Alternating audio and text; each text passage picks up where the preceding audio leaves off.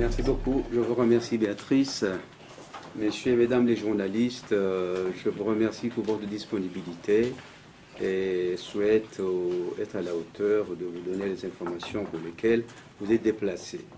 Je remercie également Monsieur le ministre Jacques Godefrin, le président de la Fondation Charles de Gaulle, qui m'a accordé une longue amitié. Depuis 20 ans, on se connaît et depuis, nous marchons tous ensemble. J'ai toujours son soutien. Il m'a même soutenu quand j'étais en prison. Il m'écrivait. Monsieur le ministre, je vous en remercie. Frères et sœurs comoriens, ici présents, assalamu alaikum. Aujourd'hui, c'est un jeu un peu spécial pour moi, pour ma vie. En tant que politique comorien, qui est dans cette situation depuis environ 30 ans. Tout jeune, j'ai commencé d'abord par militer dans ce qu'on appelle l'association des stagiaires étudiants des Comores, qui revendiquait l'indépendance des Comores.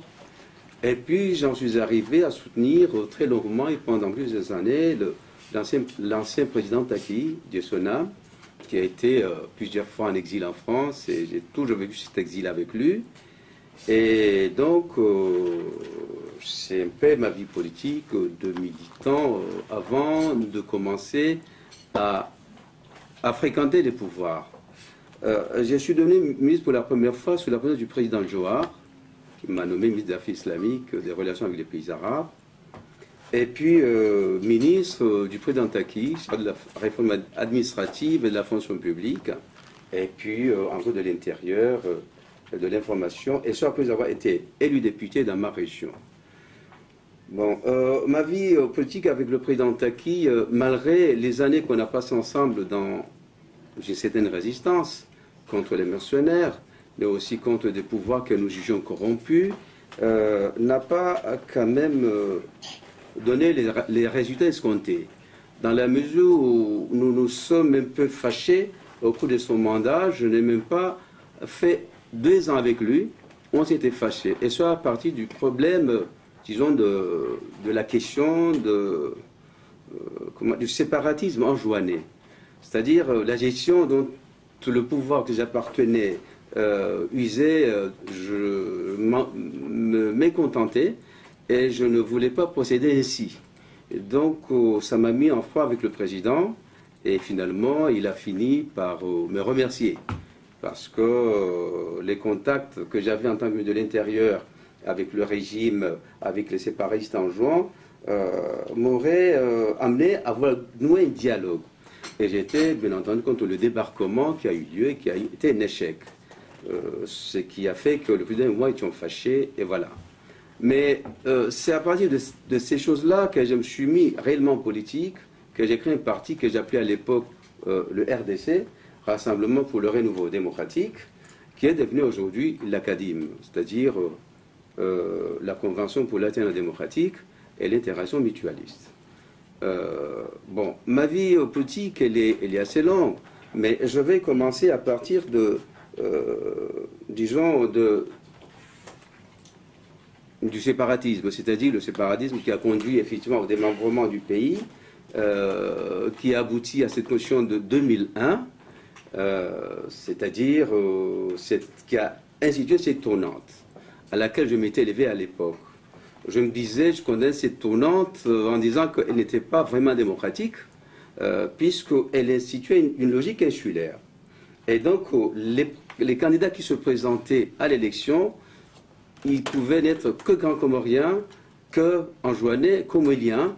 Et donc, je me disais qu'on allait tomber dans un piège, avoir une fois un président qui n'était pas à la hauteur. Je pensais qu'un président, un candidat de la République, doit remplir certaines conditions, doit remplir certains critères, et que tout le pays devrait le connaître, savoir son parcours.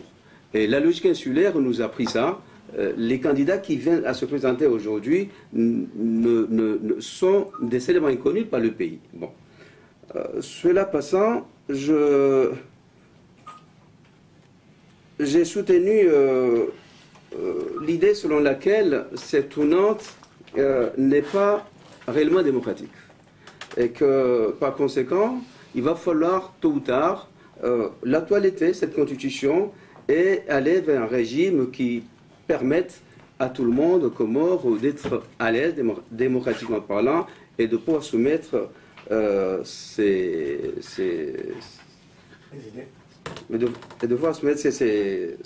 préoccupations politiques. Bien entendu, quand le colonel Azali a accédé au pouvoir par un coup d'État, à l'époque je me trouvais en France et je m'étais sérieusement opposé à lui. J'ai dénoncé le coup d'État, j'ai même demandé à ce qu'on appelle disons, le retour à l'ordre constitutionnel, qu'il restitue le pouvoir aux gens qu'il a renversés. Et je crois que Lévis Godfrey en est témoin, je l'ai vu souvent, à l'époque il était député à l'Assemblée, j'allais souvent le voir, pour demander à ce que la France paye de toute sa force pour qu'Azali restitue le pouvoir, parce qu'au Comores, on avait entamé une procédure démocratique et Azali est venu l'interrompre. Donc je me suis vraiment battu contre cela et je crois que l'opinion internationale commençait à comprendre ma démarche. Et voilà, il y a eu l'attendu de coup d'État de décembre 2001, dans laquelle j'ai été cité parce que j'étais un opposant radical, Azali, contre le coup d'État, contre le coudisme, contre la dictature. Et ça a amené Azali, parce qu'on a parlé de moi ici et là, à lancer un mandat d'arrêt international contre moi, et la France m'a arrêté. Il m'a mis en prison à la prime de la santé pendant presque un an, j'étais là, malmené, humilié, parce que c'est ainsi que le voulait le président Azali. Bon, libéré 11 mois après, je suis resté à revendiquer que je sois jugé. Mais 13 ans après, je viens d'avoir un non-lieu, le mois de mai dernier. Donc, je remercie la justice française de m'avoir ici blanchi. Et donc, je ne suis pas un putschiste. Je suis un homme de droit, je suis un démocrate. Cela étant, je voudrais aussi parler de l'évolution des Comores depuis cette constitution, dans la mesure où le président Azali, après son putsch, il a quand même essayé de se mettre au pouvoir, alors qu'il disait qu'il a fait ce putsch parce qu'il y avait le danger du séparatisme, qu'il voulait réconcilier le pays et repartir un an après. C'était pas vrai, il est resté pendant 7 ans. 7 ans durant, il a pris le pouvoir, le pays en otage, parce qu'il n'a gagné aucune élection. Il s'est présenté aux élections de 2001. Il a été frauduleusement élu, parce que le second tour, en fait, il était seul, les autres ont abandonné, sachant qu'étant dictateur, militaire dictateur, il n'allait pas lâcher le pouvoir. Donc, ils étaient 3 au premier tour, mais au second tour, il s'est trouvé seul, les 2 autres ont dit qu'il n'allait pas.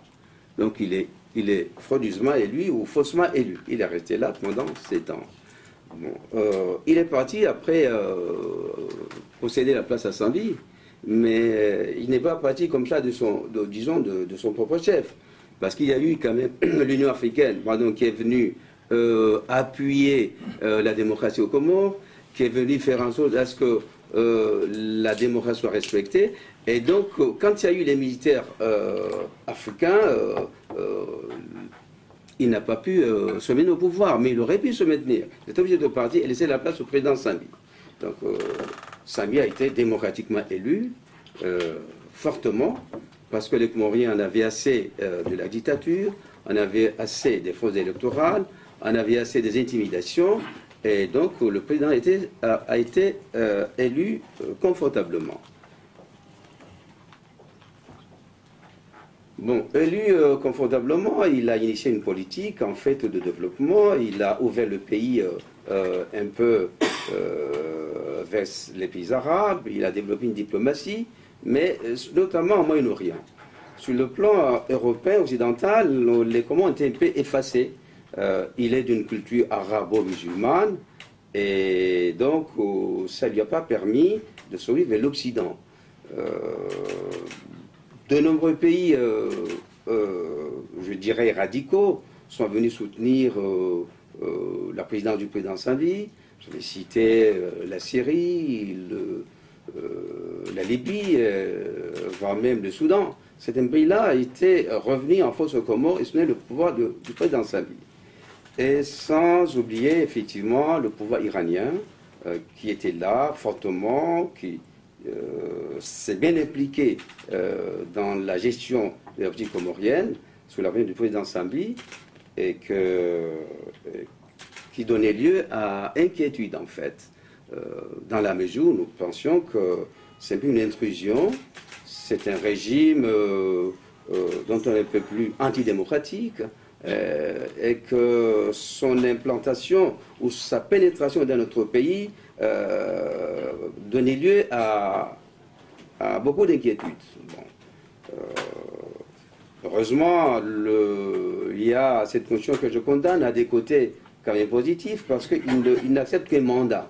Donc le président Sambi n'a pas pu renouveler son mandat, même s'il a ajouté des ans. Au lieu de faire 4 ans, il a modifié la Constitution pour se donner un an de plus. Mais 5 ans après, il est obligé de partir. Et donc la montée islamisante a été bloquée. Bon, Kadhafi n'est plus là. Les mollahs ne peuvent pas revenir. Donc il y a une certaine bouffée d'oxygène dans le pays. Il y a aussi l'espoir qu'aujourd'hui la démocratie pourra quand même revenir et être respectée. Bon, il y a aussi la question de sa succession, parce que le président Sambi s'est fait succéder par un de ses amis, son vice-président, M. Ikililou Danine, qui a été un garçon très bien, qui obéissait au président, qui ne disait rien. C'était un célèbre inconnu dans la scène politique, même s'il était vice-président. Et le président Sambi l'a soutenu à fond, et il est élu. Moi, personnellement, je l'ai voté. C'était le président Ikililou. Bon, mais aussitôt arrivé au pouvoir,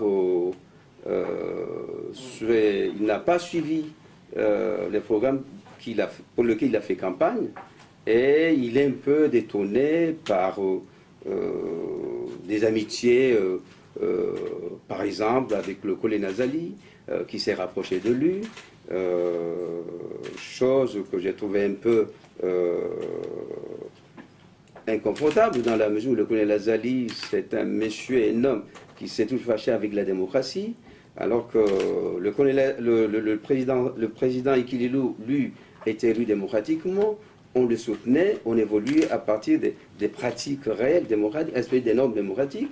Mais depuis que le parti du colonel s'est rapproché de lui, il a changé d'attitude, il évoluait difficilement et commençait à faire fi aux engagements démocratiques qu'il a pris. La preuve est que tout dernièrement, à l'Assemblée nationale des Comores, disons, ils ont envoyé les militaires pour la première fois dans l'hémicycle pour empêcher les députés élus d'Anjouan de prendre part au vote pour élire le président de l'Assemblée. Je crois que c'est un peu une rifle, sinon une impulsion du colonel Nazali, qui se fait toujours avec qui n'aime pas la démocratie. Bon, qu'est-ce qu'il voulait empêcher? Il voulait empêcher que l'opposition devienne majoritaire à l'Assemblée et au Conseil de l'île. Parce que si effectivement ils avaient laissé la démocratie s'exprimer, s'ils avaient laissé les députés élire leurs représentants, l'opposition effectivement serait majoritaire à l'Assemblée. C'est ce qui fait que cette fois ils sont intervenus pour empêcher que cela n'ait lieu. Donc un véritable déni de démocratie auquel le président Ikililou a fait preuve. Et c'est grave, parce que les Comoriens ont voté, parce que la démocratie a parlé, on ne peut pas l'empêcher. Ils l'ont fait pourquoi? Ils l'ont fait pourquoi? Ils voulaient empêcher le président Sambi, semble-t-il, d'avoir une majorité à l'Assemblée, c'est-à-dire le parti de Sambi, d'avoir une majorité à l'Assemblée. Ça, si les Comoriens voulaient donner une majorité à un parti futile, islamiste ou je ne sais quoi, c'est le droit le plus élémentaire. Bon, maintenant, cela est une conséquence d'une mauvaise politique, d'une mauvaise gestion qui a fait qu'aujourd'hui, les Comoriens en ont marre de ce pouvoir établi et ils ont trouvé une issue chez les islamistes. Donc, il ne fallait pas aller à l'Assemblée empêcher les députés, les nouveaux députés élus de mettre en place leur bureau. Voilà.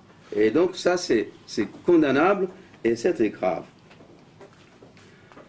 C'est une des raisons pour lesquelles, entre autres, mon parti, l'Acadie et moi-même avons décidé, effectivement, de participer avec l'opposition, tous les partis d'opposition, parmi lesquels le parti du président Sambi, le parti Djoua, voilà, avec lequel on a fait un meeting le 16 mai ici à Paris, Et on a dit que tous ces partis-là étaient dans ce meeting pour annoncer et soutenir la candidature du président Sambi.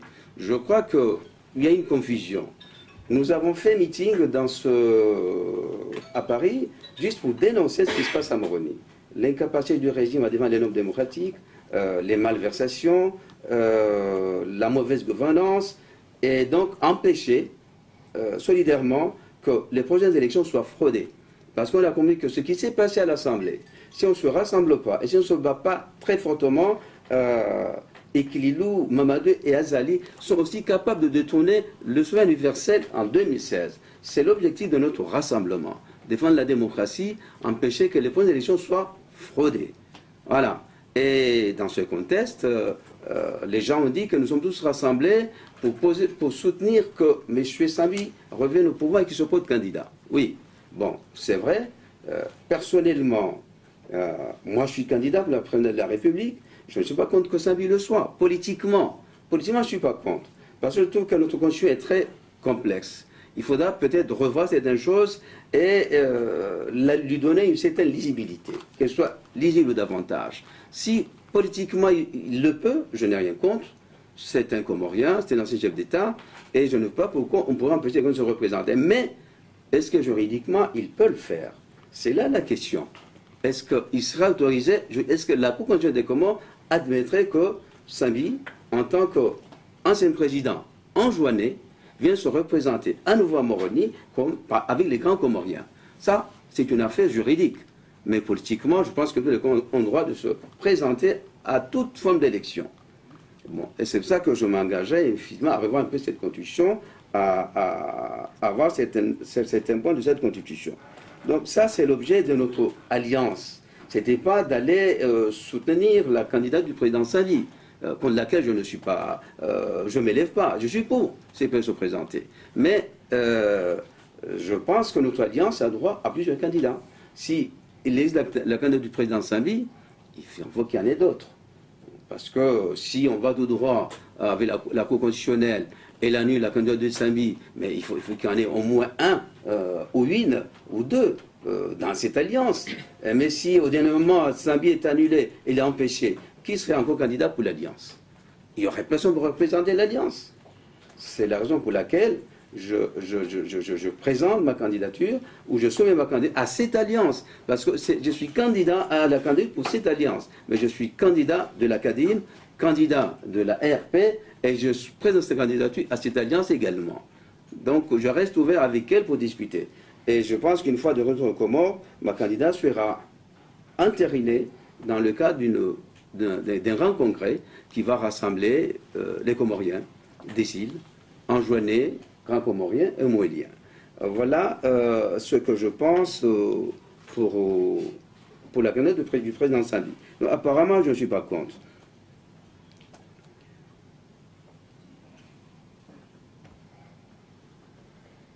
Bon, notre objectif aujourd'hui, notamment pour le parti qui m'a fait l'honneur de le présider, c'est de nous battre pour défendre la démocratie,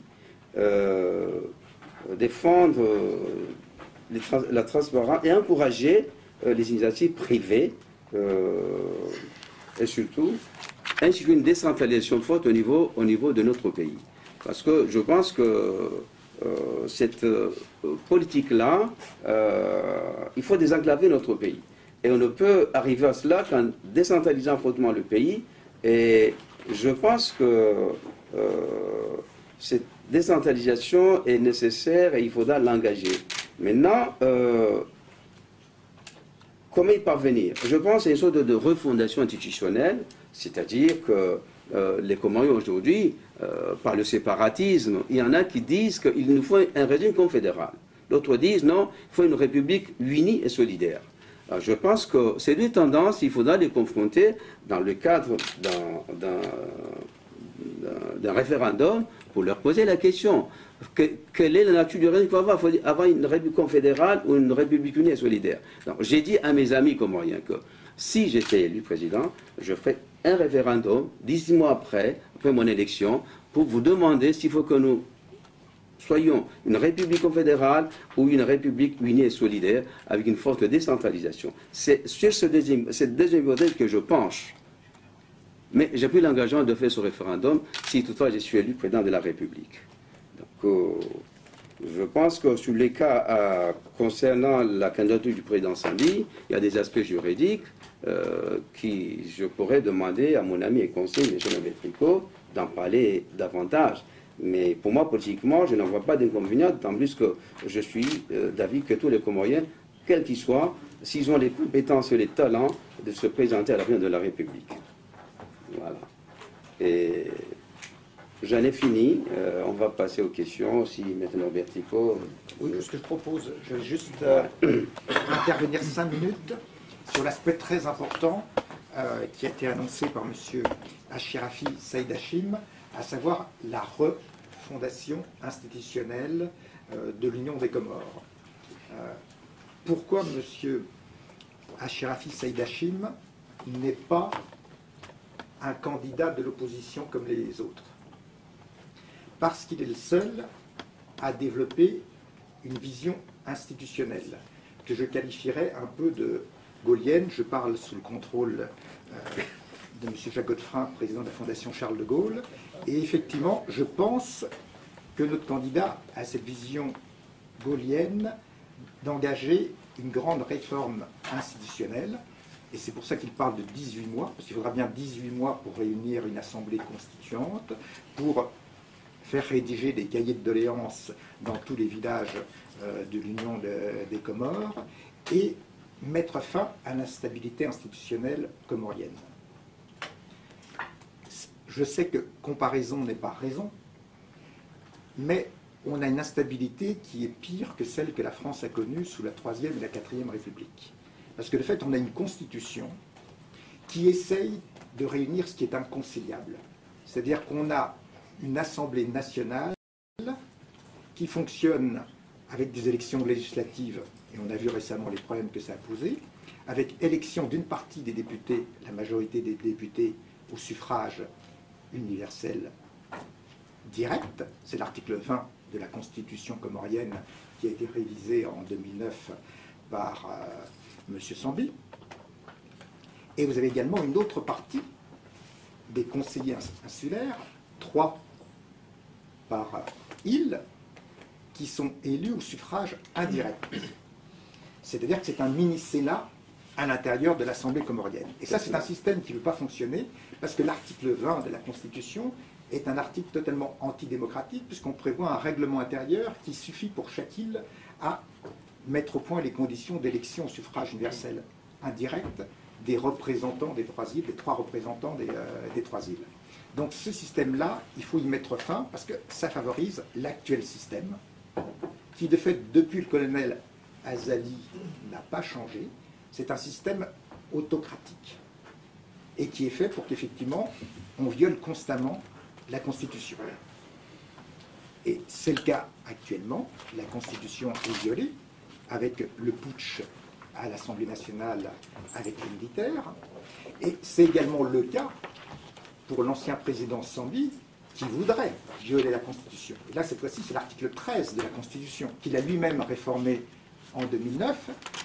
Les 2 grandes modifications que Sambi a fait en 2009 de la Constitution de l'Union des Comores, c'était de rallonger, comme l'a dit notre candidat, d'1 an le mandat, de le passer le mandat présidentiel de 4 ans à 5 ans, et il a également modifié le préambule de la Constitution, puisqu'il a modifié le préambule de la Constitution pour faire de l'islam une religion d'État. Et ça, c'est sous l'influence de ses amis iraniens qui veut transformer l'Union des Comores en État théocratique, totalement antidémocratique. Mais Sambi a commis l'erreur, s'il a rajouté d'1 an le mandat présidentiel de la Constitution comorienne, il n'a pas modifié le mécanisme de la tournante qui avait été mis en place en 2001. Donc ce mécanisme de la tournante existe. À juste titre, notre candidat a dénoncé le caractère peu efficace du régime de la tournante. Mais pour l'instant, tant que la Constitution n'a pas été révisée par voie de référendum, ça reste la loi suprême. Donc, notre candidat vous a fait une réponse politique en disant que lui, c'est un démocrate, il ne s'oppose pas aux candidatures. Mais par contre, tous les juristes et il y a des avocats comoriens dont certains ont défendu notre candidat lorsqu'il était emprisonné par le colonel Azali, qui à mes côtés feront tout pour que sur le plan juridique et judiciaire, on fasse reconnaître le caractère anticonstitutionnel d'une éventuelle candidature de Mohamed Sambi, puisque ça viole le principe de la tournante tant que la Constitution n'a pas été réalisée. Et la Constitution dit très bien, y compris en matière des primaires, que la primaire doit être organisée dans l'île de la Tournante, donc actuellement c'est la Grande Comore, et donc dans tous les cas, il ne peut pas y avoir deux primaires de suite dans la même île. Donc de toute façon, dans tous les cas, il n'y a pas de problème d'interprétation de l'article 13 de la Constitution comorienne. Dans tous les cas, Mohamed Sambi ne peut pas se présenter à la primaire et à l'élection présidentielle du printemps de l'année prochaine. Et donc, nous mènerons cette campagne pour ça. Alors, pourquoi notre candidat, et je vais conclure là-dessus, a cette vision de refondation des Comores? C'est parce qu'il veut effectivement présenter un nouveau cadre institutionnel qui repose, comme il l'a dit, sur une république unie et solidaire, reposant sur des principes de démocratie participative, avec une décentralisation organisée des pouvoirs. Et là, l'idéal serait de revenir à un système constitutionnel bicaméral, où on ait une véritable Assemblée nationale totalement élue au suffrage universel direct, et qu'on ait un Sénat qui représente les conseils de communes et les îles, qui soient élus au suffrage universel indirect. Et également mettre fin au système des vice-présidents et des gouverneurs des îles, qui, comme l'a dit fort justement notre candidat, sont des systèmes institutionnels qui favorisent le séparatisme ou qui favorisent les tentations, comme c'est le cas autorisé par l'article 20 que j'ai cité de la Constitution comorienne, de faire des règlements intérieurs qui sont des tripatouillages électoraux. Et donc il faut mettre fin à ces pratiques antidémocratiques. Et donc notre candidat a cette vision, parce que c'est seulement lorsqu'on aura un cadre institutionnel stable qu'on pourra effectivement reconstruire démocratiquement les Comores. Et il a tout un programme, là on va vous laisser le temps de poser des questions, très précis pour organiser ce renouveau démocratique des Comores et surtout la lutte importante contre la pauvreté et contre la corruption. Parce que très brièvement, avant de conclure, il y a quand même 30% de la richesse nationale comorienne qui disparaît par la corruption, par le détournement des fonds publics, par le détournement de l'argent du peuple comorien. Donc si on met radicalement fin à la corruption, déjà, il y a de l'oxygène budgétaire. Par ailleurs, notre candidat, il en parlera, nous avons été à Dakar, au Sénégal, participer à un sommet de l'énergie et du pétrole en Afrique et en océan Indien, parce que notre candidat présente un programme énergétique innovant pour les Comores, reposant notamment sur le développement des énergies renouvelables, durables, et que nous avons commencé à intéresser des opérateurs économiques importants au renouveau de ce programme, puisque, comme vous le savez, en offshore profond au large de l'Union des Comores, il y a déjà eu des découvertes en matière de gisements pétroliers, que malheureusement l'actuelle présidence d'Ikelidouanine, qui toujours viole la Constitution et ne respecte même pas les droits de l'Assemblée nationale, accorde des concessions à des entreprises pétrolières douteuses, donc on considère qu'elles sont non transparentes et qu'elles défendent des intérêts qui ne sont pas favorables à la population comorienne. Ça n'a pas été ratifié dans des conditions légales correctes par l'Assemblée comorienne. Donc notre candidat remettra en cause ces contrats de concession pétrolière, organisera dans un cadre de libre transparence par appel d'offres publiques le choix d'autres opérateurs intervenants et surtout négociera des conventions en toute transparence et ça sera publié dans les débats de l'Assemblée nationale comorienne des conventions de partage de production pétrolière équitables qui permettront de financer en toute transparence le développement de l'économie comorienne. Donc je vais conclure là-dessus parce qu'il faut que vous ayez le temps pour les questions. Mais effectivement, notre candidat est le seul à avoir cette vision de la refondation institutionnelle de l'Union des Comores. C'est-à-dire que là, effectivement, il faut changer de type de république aux Comores et proposer ce choix. Et à partir du moment où on change de type de république, on change de type de fonctionnement pour mettre fin aux pratiques, aux dérives de corruption et de coups d'État institutionnels permanents. Parce que malheureusement, les Comores vivent des coups d'État institutionnels permanents depuis de trop nombreuses années au détriment de la population. Donc j'en ai fini.